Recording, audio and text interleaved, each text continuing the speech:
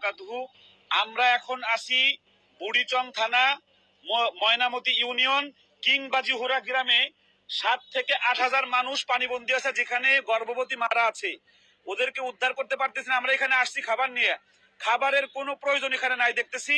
এখানে মূল প্রয়োজন যেটা তাদেরকে উদ্ধার করে, এখন নৌকা না থাকার কারণে আমরা পারতেছি না। ওখানে ওই যে সেনাবাহিনীর লোক আসছে আমাদের সাথে, আমরা এই যে আসছি, যদি আমরা দেখাই, দেখেন এই যে ঘরটা, এই যে ঘরটা একদম টোটাল তলিয়ে গেছে। এরকম প্রত্যেকটা ঘর এখানে গ্রামের মধ্যে, ওই যে দেখা যায় একটা বিল্ডিং, একটু জুম করে দেখাও, ওই যে বিল্ডিং এর উপরে শত শত মানুষ আছে, তাদেরকে উদ্ধার করতে হবে। এই উদ্ধার করার জন্য ট্রলার বা স্পিডবোট দরকার। যারা ঢাকা থেকে আসতেছেন তারা ট্রলার বা স্পিডবোট নিয়ে আসেন দয়া করে। আমার সাথে তাসিফ আছে, তাসিফ কথা বলো।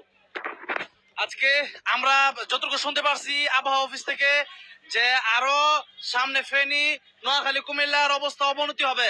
সুতরাং আমরা তাদেরকে এই জেলাগুলো থেকে নিয়ে আমরা কিভাবে ঢাকা অন্য কোনো জায়গায় অবস্থা ভালো তাদেরকে জায়গা করে দেওয়া যায় সেই চিন্তা করি। আমরা শুধু মুড়ি, চিরা, চিনি এগুলো দিলে আর হবে না।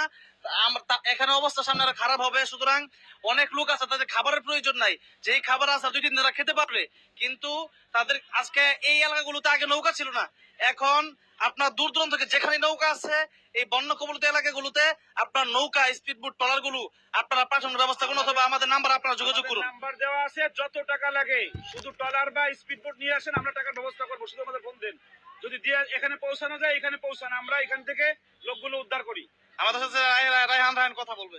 চোখের সামনে সব ডুবে যাচ্ছে, আমরা সহযোগিতার জন্য চেষ্টা চালাচ্ছি। আল্লাহ আমাদেরকে তৌফিক দান করুন, আল্লাহ আমাদের সহায় হন। এবং আমরা একবার ভাবছিলাম যে আমরা হেঁটে যাব শত শত মানুষ, কিন্তু হেঁটে যাওয়ার কোনো সুযোগ নেই। ঢেউটা দেখেন কি পরিমাণ ঢেউ আসতেছে, পানিটা মানে ভারত যে পানিগুলো ছাড়ছে ওখান থেকে এভাবে ঢেউ আসে, কিন্তু এই ঢেউ কিভাবে আসতেছে দেখেন।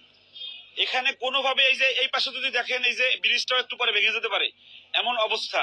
তো এখানে শত শত মানুষ, আর্মি আসছে, তারা লোকজন উঠাই দিচ্ছে। আমরা চেষ্টা করব, ওই যে আমাদের এক হুজুর গেছে ওখানে, দেখেন ওই যে মাজা পর্যন্ত পানি, যদি এদিকে আমরা যাই আর একটু, কোনোভাবেই যাওয়ার কায়দা নেই। এই দেখেন এই পানির অবস্থা দেখেন, মানে স্রোতের কারণে কেউ আসতে পারতেছে না, বিশেষ করে মা বোনরা ছোট বাচ্চা নিয়ে স্রোতের কারণে এদিকে আসতে পারতেছে না।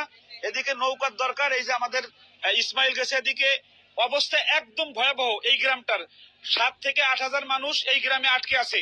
আপনারা যারা পারেন নৌকা নিয়ে, আমাদের কাছে টাকা আছে কিন্তু সহযোগিতা করার কোনো সুযোগ নেই।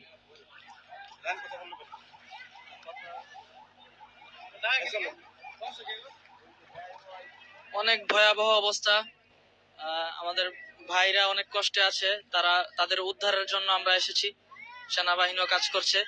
আপনারা দোয়া করুন আল্লাহ যেন আমাদের উপর রহম করেন, এবং যারা আটকে আছে তাদেরকেও যেন আল্লাহ তাআলা সু একটা ব্যবস্থা করে দেন আসার জন্য।